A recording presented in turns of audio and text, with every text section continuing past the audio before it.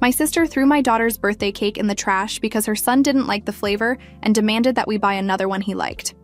My name is Vera, and I never thought I'd physically drag my own sister out of my house while 25 kids watched. But here we are. Look, before you judge me, let me explain what happened at my daughter's 8th birthday party 3 weeks ago. I'd been planning this party for months.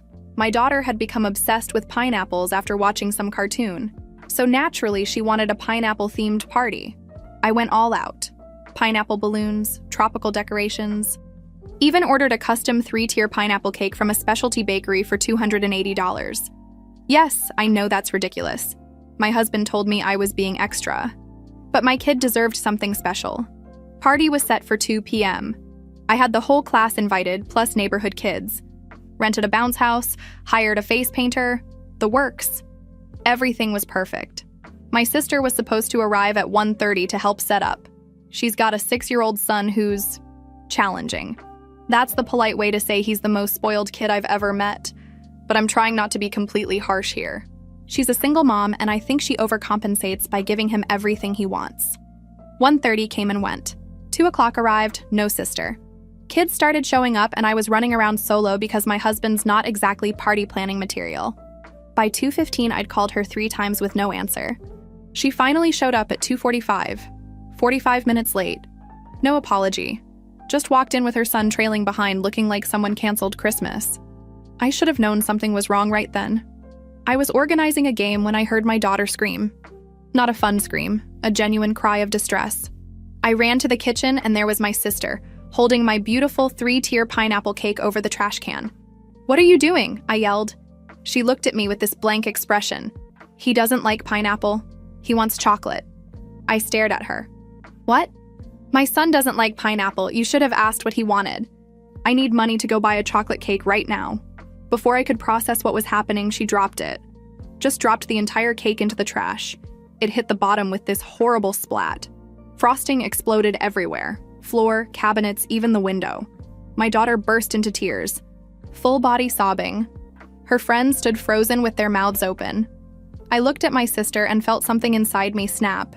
Not just anger, years of accumulated resentment breaking through like a dam giving way. "Get out," I said. My voice was shaking. "Don't be so dramatic." She rolled her eyes. "It's just a cake. Give me $200 and I'll get a proper one." That's when I grabbed her arm and started dragging her toward the door. She fought me, trying to pull away, but I didn't care. I was stronger than I thought. Her son was following us, wailing at the top of his lungs. I got her onto the front porch, and that's when I let everything out. 31 years of being invisible, of watching her get everything while I got nothing. I told her she was selfish, that she was raising a spoiled brat, that she was a terrible mother. She tried to slap me. I caught her wrist and shoved her. She fell on the lawn. And that's when my parents pulled up. Before I get to what my parents said, I need to explain our history. Because otherwise, you'll think I'm just someone who attacks family over cake. And while yes, I did attack my family over cake, there's decades of context here. Growing up, my sister was the golden child. I'm not exaggerating. She literally could do no wrong. I was 3 years older, and from the moment she was born, I basically ceased to exist in my parents' eyes. When I was 12, I saved 6 months of allowance to buy a pet rabbit. I did research, prepared a habitat, was so responsible. I named him Peanut, and loved that rabbit more than anything. 3 months later, my sister decided she wanted to hang out in my room more because it had better light. Turned out she was allergic to rabbit fur. Not deathly allergic, just sniffly. My parents gave away my rabbit while I was at school. Donated him to some family across town. When I came home crying, my mom said I was being selfish and that family comes first. That was the pattern. Over and over. My sister wanted something, my sister got it, regardless of what it cost me. When I was 15, I was supposed to have a quinceañera. My mom's Mexican, and it was a huge deal. We'd been planning for over a year. My parents had saved $5,000. 2 weeks before the party, my sister threw a fit because she wanted to go on a school trip to Europe. The trip cost $4,000. My quinceañera got canceled. They used my party money for her trip and told me we'd celebrate small with family. We went to a chain restaurant. They brought out a cupcake with a candle. My sister posted pictures from Paris while I cried in my room. The worst part wasn't the big stuff. It was being invisible. When I made honor roll every semester, they'd say good job and move on. When my sister got a B instead of her usual C, They'd take her out for ice cream and post about being proud. When I won a regional science fair, my parents couldn't attend because they had to watch my sister's middle school play where she was background townsperson number 3.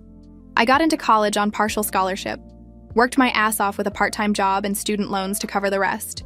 My sister barely graduated high school, didn't go to college, moved back home where my parents supported her for years. Did they ever offer to help with my loans?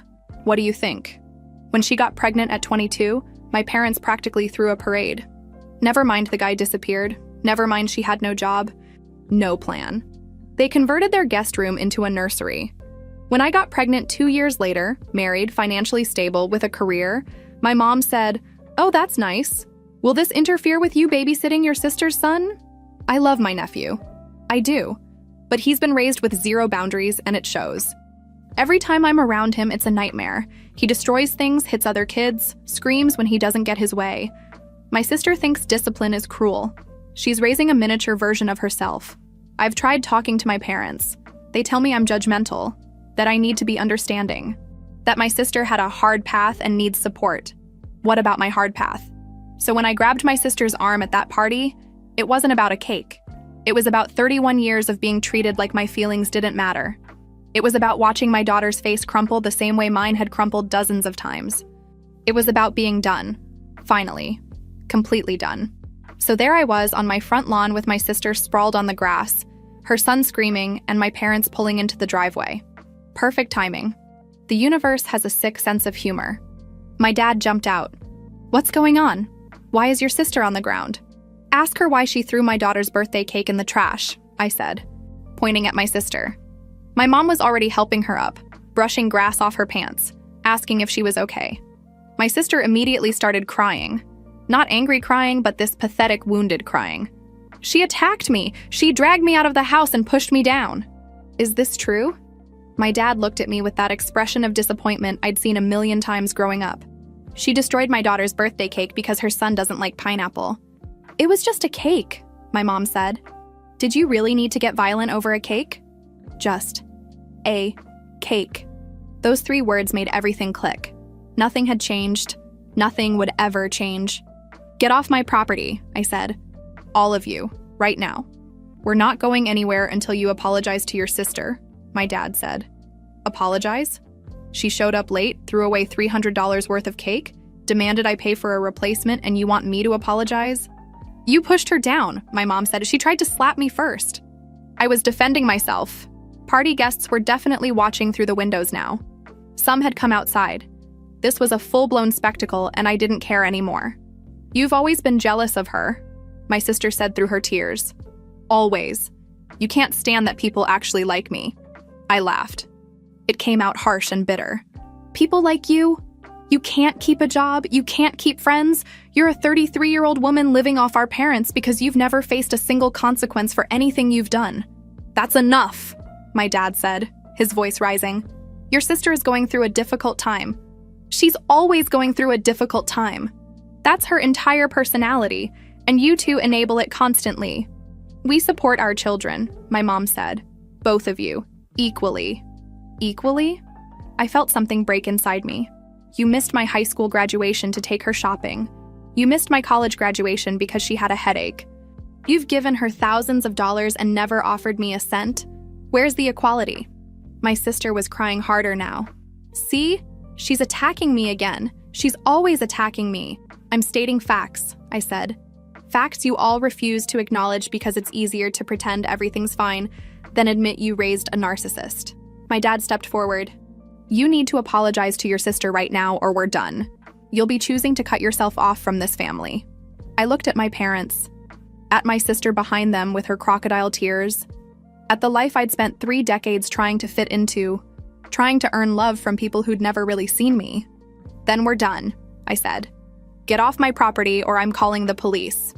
They left. I went back inside where my husband had ordered pizza and somehow salvaged the party. My daughter had an okay time eventually. But that night, after everyone was gone and she was finally asleep, I sat in my kitchen looking at cake chunks still stuck to my walls and realized my family was never going to change. The only thing I could change was whether I kept letting them hurt me. That's when my phone buzzed with a notification. My sister had posted a video on social media. And suddenly, things got so much worse. The video my sister posted showed me dragging her through my house and shoving her on the lawn. But it started right when I grabbed her. No context, no cake in the trash, no her demanding money. Just me looking like an absolute psycho attacking my innocent sister. The caption, "I can't believe my own sister physically assaulted me at her daughter's birthday party. She dragged me out in front of all those children and pushed me down. I'm shaking and my son is traumatized. Should I press charges? I never thought family would treat me this way." The comments were already rolling in, hundreds of them. "Oh my God, what a psycho. That's abuse. Definitely press charges. Those poor children witnessing violence. Someone should check on that kid." My hands shook as I scrolled. Already shares. Lots of them. People I didn't know commenting about what a terrible person I was. I tried commenting to explain, but she'd blocked me. Can't have my side interfering with her victim narrative. I texted her, "Take down that video. You know that's not what happened." No response. "You threw my daughter's cake in the trash and demanded money. You're leaving out the entire story." Nothing. My husband found me at midnight still scrolling. "You need to stop looking at that. She's making me look like a monster. Everyone thinks I attacked her for no reason. Everyone who matters knows the truth."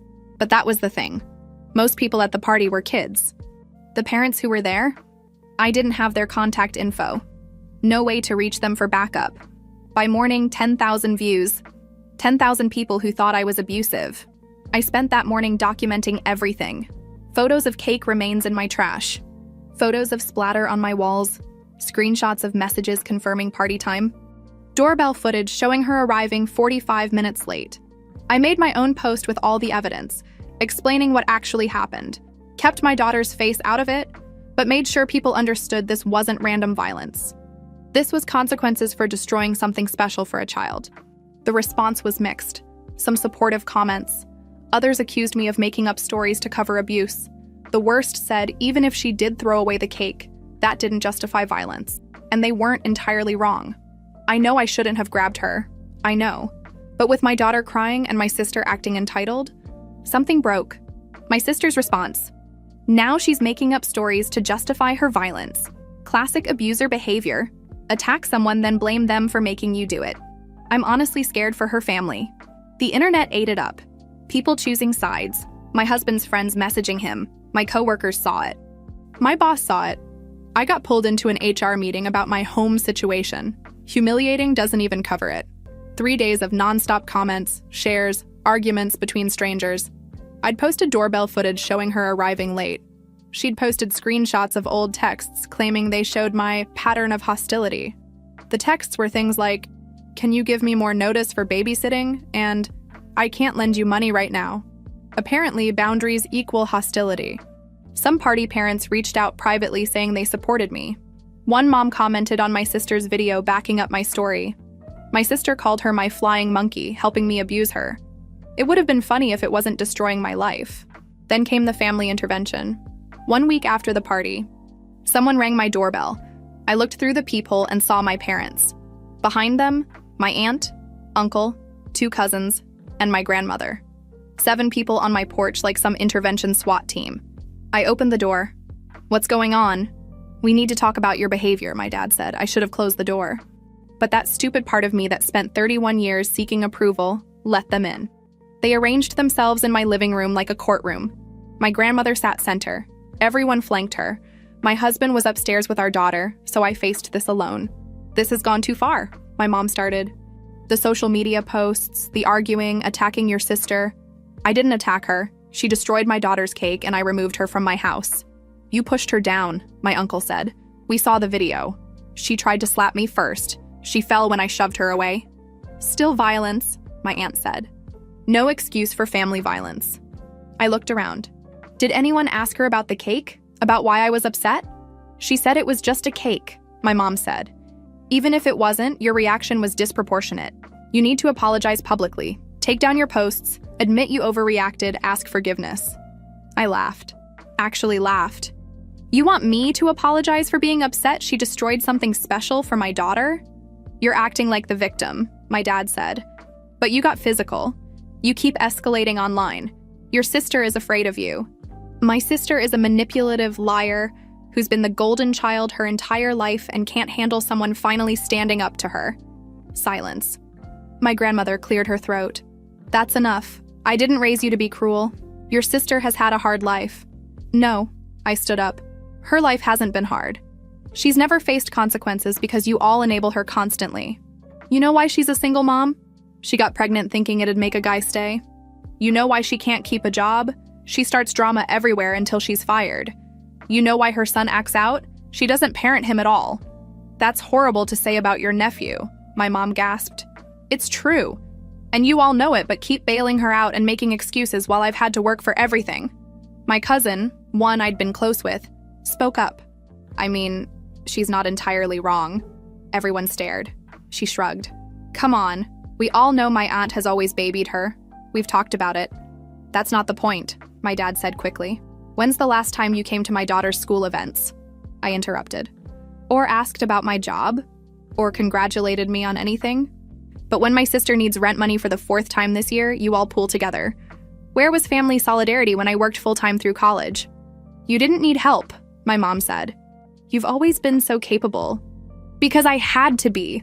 Otherwise, I'd have ended up like her, useless and dependent. My aunt stood.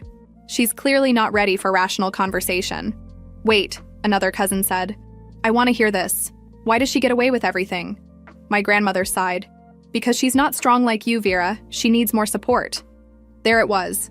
Finally said out loud. I wasn't given support because I was strong enough not to need it. Get out, I said quietly. All of you. They left arguing amongst themselves. My husband found me afterward shaking on the couch. But something had shifted. For the first time, cracks appeared in the family's unified front. After the intervention disaster, I did something probably petty. I started investigating my sister's past.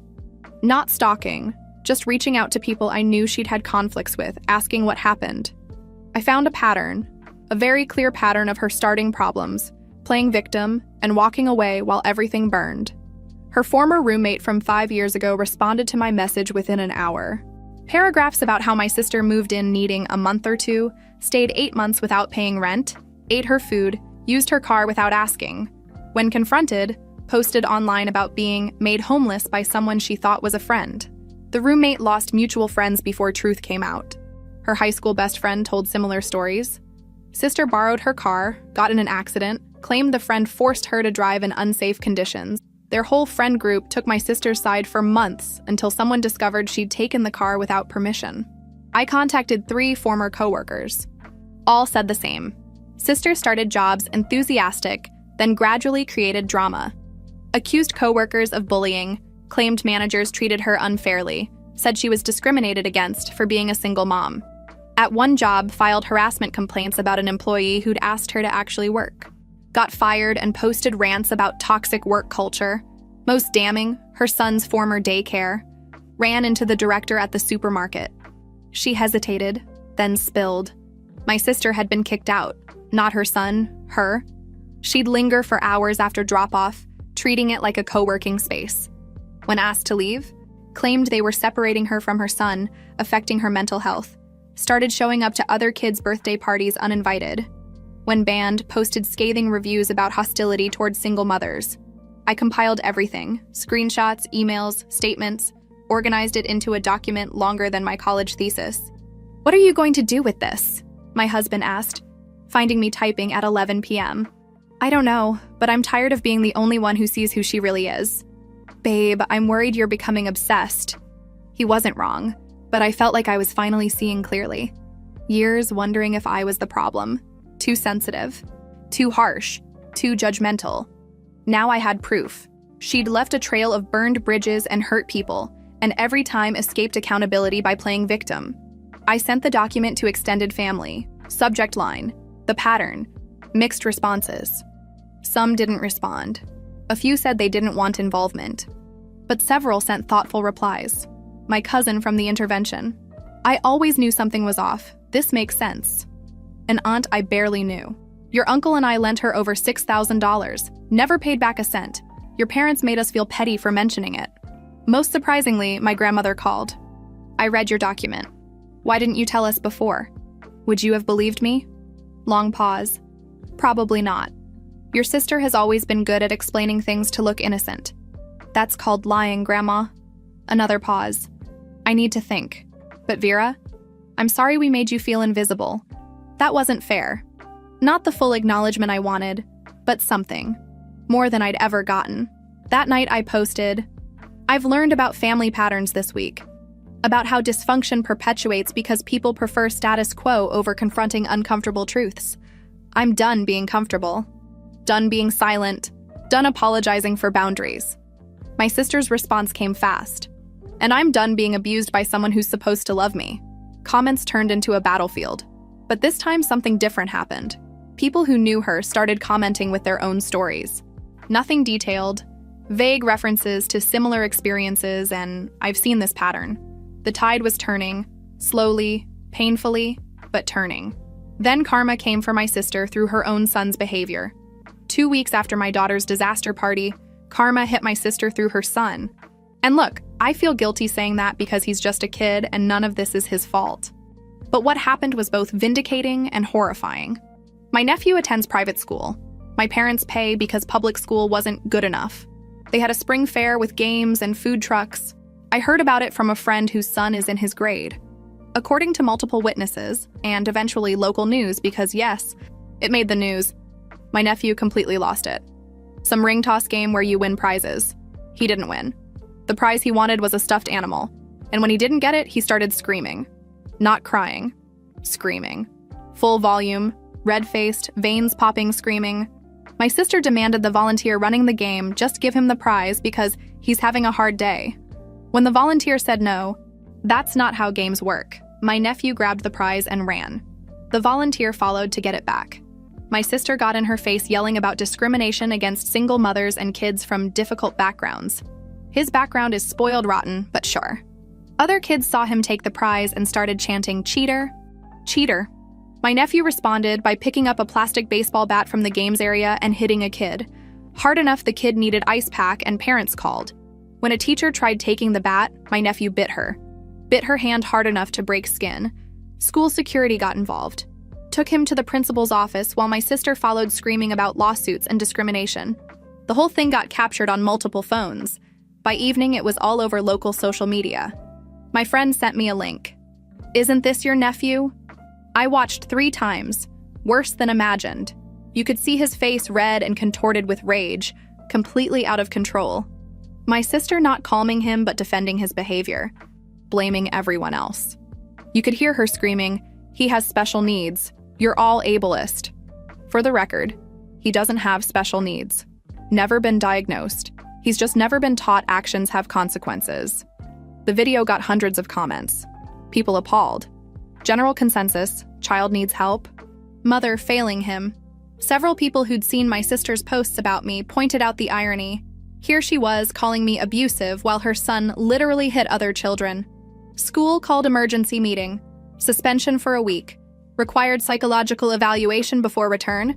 Permanently banned from school events unless directly supervised. My sister went nuclear. Posted long rant about targeting her son, trying to label him troubled to justify ableist policies, considering legal action. Set up fundraiser for legal fees to fight educational discrimination. The fundraiser raised $73. Her previous I Was Assaulted fundraiser had raised nearly $2,000. The tide was definitely turning. My parents called me for the first time since intervention. "Did you see what happened to your nephew?" I did. "He's going through tough times. Your sister needs support, not judgment." "Mom, he attacked another child and bit a teacher." "That's not tough times. That's serious behavioral problems needing professional help." "Well, if you hadn't traumatized him by attacking his mother, I'm hanging up now." And I did. Actually hung up on my mother. Terrifying and liberating. That night, I got a message from unknown number. The teacher my nephew bit. She'd found my social media somehow. "I saw your posts about your sister. I wanted you to know I believe you. I've been teaching 15 years and dealt with difficult parents, but your sister is something else. Her son desperately needs help and she refuses to see it. You're not crazy. You're not abusive. You're the only one in that family who sees reality clearly." I stared at that message for a long time. Validation from a stranger shouldn't have meant so much. But it did. It really did. And things were about to get much worse. 3 days after the school incident, things escalated. It was 2:17 in the morning. I know the exact time because I checked my phone when someone started pounding on my door. Not knocking, pounding, like trying to break it down. My husband shot up. What the hell? I grabbed my phone and pulled up the doorbell camera. My sister on our porch, clearly drunk, stumbling, hair a mess, mascara running, hitting the door with both fists, yelling something I couldn't make out. It's my sister. She's drunk. I'm calling the police, my husband said, reaching for his phone. Wait, some stupid ingrained sense that you don't call cops on family. I pulled up two-way audio. What do you want? Her face appeared close to camera, distorted and wild-eyed. I want to talk, like adults. Let me in. You're drunk. Go home. I'm not drunk. I had 2 drinks. Stop making me seem crazy. She definitely wasn't slurring badly, but her eyes were unfocused, movements exaggerated. Whether 2 drinks or 10, she was in no condition for productive conversation. Go home or I'm calling police. Call them! Call them so they can see how you abuse me, how you've turned everyone against me. She kicked the door. Actually kicked it hard enough I heard something crack. My husband was already on with emergency services. I switched camera to record. My sister completely lost it, screaming about how I'd ruined her life, poisoned family against her, that I was terrible and had always been jealous. She kicked the door twice more, leaving scuff marks and cracks. Then she noticed the camera, got right up close and yelled at the lens. You think you're so perfect. You're not. You're a bitch and everyone knows it. Your daughter's going to grow up hating you. That one hurt. Really hurt. My daughter appeared in our doorway. Mommy, what's that noise? It's nothing, sweetie. Go back to bed. Is that Auntie? I hesitated. Yes, but she's leaving soon. Go back to your room. My husband guided her out while I watched camera. My sister had moved to our window trying to look inside. When that didn't work, picked up a decorative rock from landscaping. For a horrible second, I thought she'd throw it through the window. She just held it, swaying. Police arrived 7 minutes after the call. I watched through camera as they pulled up, lights flashing. My sister immediately dropped the rock and started crying. Not angry crying, pitiful victim crying. Thank God you're here. My sister locked me out and I just wanted to talk. I think she's having a mental health crisis. I'm worried about my niece. I couldn't believe it. I opened the door and stepped out. 2 officers stood with my sister. Are you the homeowner? The male officer asked. Yes, she's my sister. Showed up drunk at 2 a.m. attacking my door. I'm not drunk. I had 2 glasses of wine hours ago. She's lying because she hates me. Ma'am, have you been drinking? The female officer asked. I told you, just 2 glasses. I need you to take a breathalyzer. My sister's face cycled through anger, panic, calculation. I don't have to. I'm not driving. You're on someone's property at 2 a.m., damaging their door after they called about your behavior. Take the test voluntarily or we take you in for public intoxication and trespassing. She looked at me with pure hatred. This is what you wanted. To humiliate me. I wanted to sleep without being terrorized, I said. She failed. BAC .13, well over legal driving limit. Officers arrested her for public intoxication, trespassing, vandalism. Asked if I wanted to file additional charges. I said yes to everything. As they put her in the car, she screamed about false arrest and brutality. The female officer gave me her card. You should get a restraining order.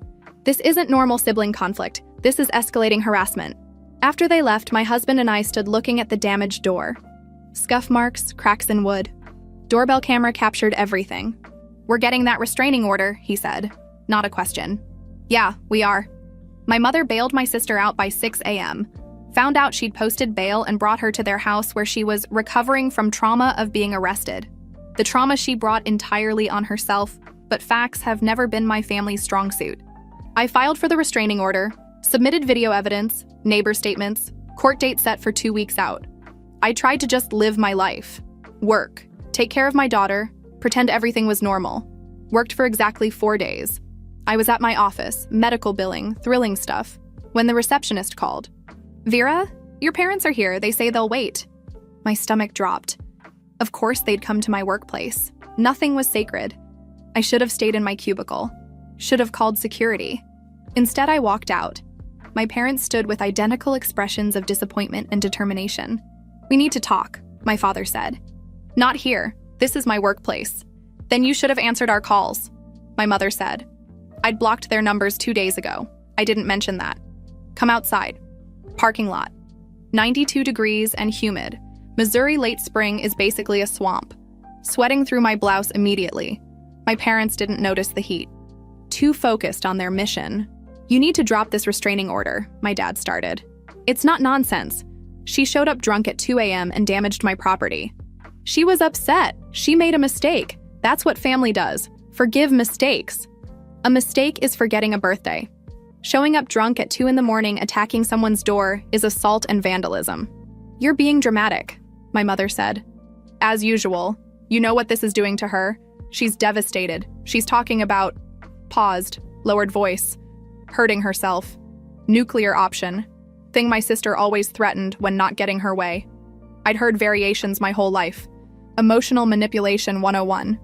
If she's genuinely suicidal, she needs to be hospitalized getting professional help, not living with you while you enable her. We are not enabling, my father snapped. We're supporting her through difficult times. You've been supporting her through difficult times for 33 years. When does it end? Co-workers walking past. Definitely listening. This would be all over the office tomorrow. You're destroying this family, my mother said, tears welling. We used to be close. Now you're tearing us apart over what? A cake? Online arguments? She threw away my daughter's birthday cake, then showed up at 2 a.m. How is this my fault? Because you won't forgive. You hold grudges. You've always been like this.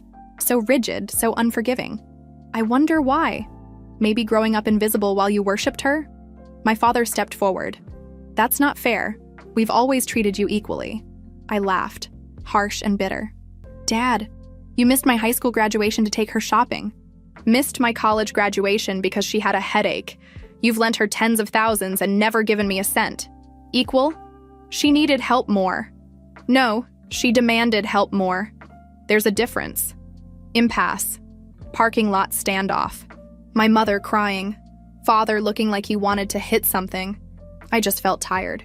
That's when my mom said it. We can't afford this. If you pursue the restraining order, your sister needs therapy, maybe a lawyer. We're stretched thin with her rent, school tuition, bills. Wait, you're still paying her rent? They exchanged looks. She lost her job last month. The school thing made it impossible. We've been helping temporarily. How much per month? Another look. Not your business, my mother said. How much? About $3,000, my father admitted. Rent, bills, groceries, tuition. $3,000 a month. For how long? 8 months, but it's temporary. It's always temporary. 33 years of temporary. Then I understood. The real reason they were here. You can't afford legal fees if you keep supporting her. That's what this is. You're broke from enabling her and need me to back off. My father's face told me everything. We thought you could help contribute, my mother said carefully. She's really struggling and you have a good job. Get out of my parking lot. They left. I went to HR, requested a note barring them from the building. That evening, email from my mother. Subject, please read. Long email about family values, forgiveness, Christian charity. Attached spreadsheet showing money given to my sister over 3 years. $68,000 in 3 years. And they'd never offered me a cent. Restraining order hearing, Tuesday morning, 9 a.m. I'd hired a lawyer. Nothing fancy, just competent family law. He reviewed my evidence and called it a slam dunk, which should have been comforting but just made me nervous. I dressed professionally, took the day off, met my lawyer at 8:30. My husband came for moral support. We sat in the waiting area and I kept checking my phone with nowhere to message. Just nervous energy. At 8:50, my sister arrived. With my parents and a lawyer of her own. Of course she had a lawyer. My parents must have maxed out credit cards or taken a loan, all to defend her right to harass me at 2 a.m. She looked rough. Not saying that out of pettiness. She genuinely looked unwell. Dark circles, hair in messy ponytail, dress that looked grabbed from the back of her closet. Her lawyer, in contrast, looked extremely professional. Expensive suit, designer briefcase. Where'd they find money for this? We didn't make eye contact. My parents shot me looks, half anger, half desperation. I ignored them. At 9 exactly, called into courtroom. Judge was a woman in her 50s who looked like she'd heard too many ridiculous cases already and wasn't in the mood for nonsense. My lawyer went first, presented doorbell footage, police report, photos of door damage, neighbor statements. Calm, factual, professional. The footage was particularly damning. Clear view of her face, every word she screamed, watching her kick the door repeatedly. Then my sister's lawyer's turn. Started with narrative about struggling single mother, systematically isolated from family by my pattern of abuse. Showed the video of me dragging her out at the birthday party. Had printouts of my heated social media posts. Made it sound like I was running a harassment campaign against a vulnerable woman. Judge looked bored through most of it. Then asked, "Counselor, does your client deny showing up at plaintiff's home at 2:17 a.m.? My client admits she went to her sister's home, Your Honor, but maintains she wasn't intoxicated and only wanted to talk. Police report indicates she failed breathalyzer at .13. Are you disputing test accuracy?" Lawyer paused. "No, Your Honor, but..." So she was legally intoxicated on someone else's property at 2 a.m., causing disturbance resulting in property damage requiring police intervention. Correct? The context of their relationship? I'm asking yes or no questions. Counselor, was she or was she not intoxicated on plaintiff's property at 2 a.m.? Yes, Your Honor. Judge turned to my sister. Do you have anything to say? My sister stood. Her lawyer tried stopping her, but she was already talking. Your Honor, my sister's been abusing me for years. Turned my whole family against me. Attacked me at her daughter's party, and now she's using the legal system to continue harassment. I went that night desperate to make her understand how much she's hurting me. Yes, I'd been drinking, but I have anxiety and was self-medicating. Ma'am, Judge interrupted. Self-medicating with alcohol, then showing up at someone's home at 2 a.m. isn't a defense. It's evidence you need help. I do need help, because my sister is destroying my life. Judge looked at her for a long moment, then at me. Do you have anything to add? I stood. My lawyer had advised staying quiet, but I needed to say this. Your Honor, my sister has never faced consequences in her entire life. Every time she does something harmful, my family makes excuses. They tell her she's the victim. They enable her to keep behaving this way. I'm not trying to destroy her life. I'm trying to protect mine and my daughter's. We deserve to feel safe in our home. Judge nodded slowly. I'm ordering psychological evaluation before final ruling. Respondent will undergo evaluation within 30 days. Court appointed. Meanwhile, I'm issuing temporary restraining order. Respondent stays at least 200 meters from plaintiff, her home, workplace, and daughter's school. No contact through social media, phone, email, or third parties. Effective immediately until we reconvene after evaluation. My sister started crying. This isn't fair. You're not listening. Ma'am, I watched you kick someone's door while screaming profanities at 2 a.m. I reviewed police reports showing you highly intoxicated. I've seen damage you caused. There isn't another side. Those are facts. Evaluation will determine if underlying mental health issues need addressing, but regardless, this order is necessary for everyone's safety. She sobbed. My mother rushed over. My father looked at me with an expression I couldn't read. Anger, yes, but also maybe resignation. Outside, my lawyer shook my hand. Psychological evaluation is great for your case. If she's diagnosed, and based on what I saw, she probably will be, it strengthens permanent restraining order. My husband and I walked to our car in silence. Once inside, I just sat there, hands on steering wheel. How do you feel? Relieved, and sad, and guilty, and angry, all at once. That's probably normal. Is it though? Is any of this normal? He squeezed my shoulder. We drove home and I slept 14 hours straight. The psychological evaluation took 3 weeks. I lived in weird limbo, waiting for the other shoe to drop while trying to exist normally. The restraining order meant no contact with my sister or parents, which was both terrifying and liberating. My daughter noticed immediately. How come Grandma and Grandpa haven't visited? My husband and I had discussed this. Agreed on age-appropriate honesty. They need time to work through some grown-up problems. It doesn't have anything to do with you. They still love you very much. Did they, though? I wasn't sure anymore. They loved the idea of her, maybe. But had they ever actually shown up? They'd missed her last 2 birthday parties, one helping my sister move, another because my nephew had a cold. Never came to a single school event. Saw her maybe 6 times last year. The restraining order was clarifying. Forced me to see how little they'd actually been present. Forced me to realize I'd been doing all the emotional labor maintaining relationships with people who didn't prioritize me or my daughter. 3 weeks later, call from my lawyer. Call. Evaluation complete. Judge wanted to reconvene in 2 days. Do you know what it said? Not details, but they're recommending continued intervention. Usually not great news for respondent. Second hearing was less dramatic. My sister showed up more put together but defeated. Her expensive lawyer wasn't there. My parents had run out of money. She had help from a public defender. Judge reviewed evaluation results. I couldn't see the report, but watched her face as she read. Lots of nodding, some frowning. Finally, she looked up. Court-appointed psychologist diagnosed respondent with narcissistic personality disorder with dependent features. Evaluation notes consistent pattern of manipulation, lack of empathy, inability to accept responsibility.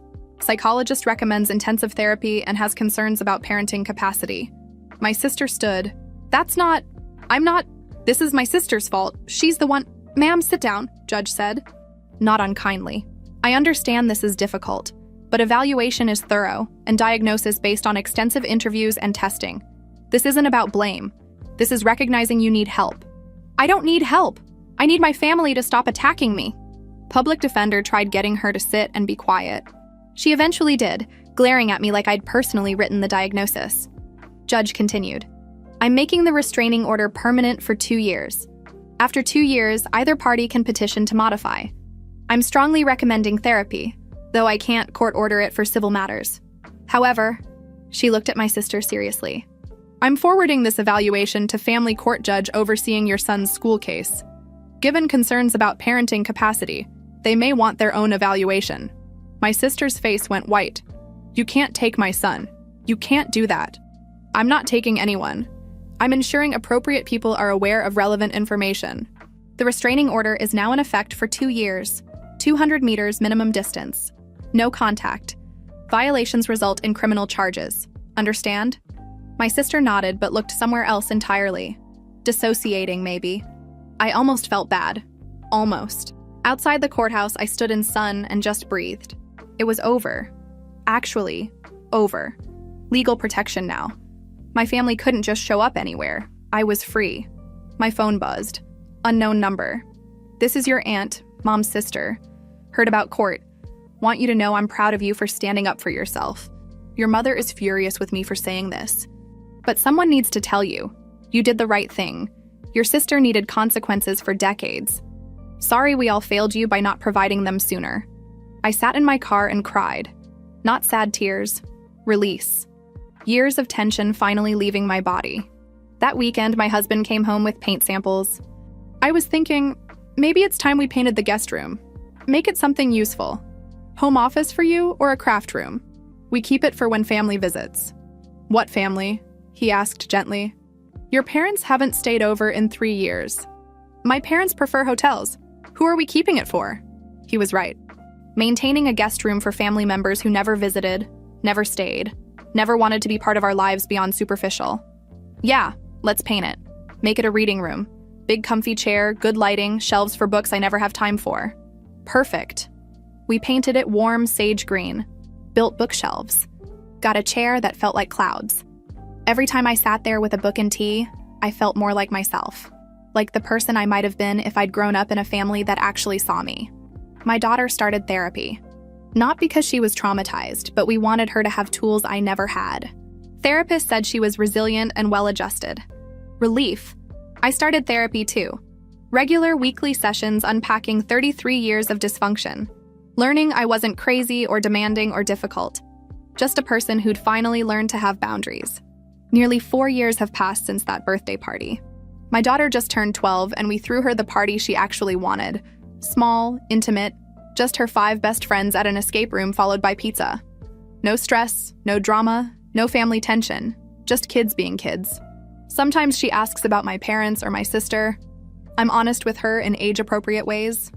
I tell her that sometimes families can't be together because it's not healthy, and that's okay. That love means protecting the people who matter most, even if that means disappointing others. My sister's life has changed. I don't follow her on social media anymore, but through the small-town grapevine and occasional family updates, I know some things. She did eventually start therapy, not because she wanted to, but because family court mandated it after investigating her parenting. My nephew stayed with her, but she has court-ordered parenting classes and regular check-ins. Last I heard, he was doing better with consistent boundaries finally in place. I hope that's true. He deserves a chance to be a normal kid. My parents tried reaching out a few times that first year. Letters, mostly. My moms were full of guilt trips about how I was breaking apart the family, how they were getting older, and I'd regret this when they were gone. My dads were shorter, angrier. Neither ever actually apologized or acknowledged their role in enabling my sister for decades. I kept the letters in a box in my closet, but I never responded. Then, about 18 months ago, my grandmother reached out. She called and asked if she could visit, just her. I agreed, cautiously. She sat in my reading room, the one that used to be the guest room, and looked around at the bookshelves, the comfortable chair, the life I'd built without them. "I've been thinking a lot," she said, "about how we raised your mother, about the patterns that get passed down. Your mother's sister, your aunt who messaged you. She told me some things I didn't want to hear, about how we treated them differently too, how it damages people." "It does," I said simply. "I can't fix the past, but I want to know my great-granddaughter, and I want you to know that I see you now. I see what we did, and I'm sorry. It wasn't everything, but it was something." She visits every few months now. She and my daughter bake together. She never brings up my sister or my parents unless I ask first. She respects my boundaries. My aunt, my mom's sister, has also stayed in touch. She told me that my parents are struggling financially, having drained their retirement supporting my sister. They're trying to get her to move back in with them to save on rent. The cycle continues, just in a smaller orbit that doesn't include me. I don't feel guilty about that anymore. Therapy helped.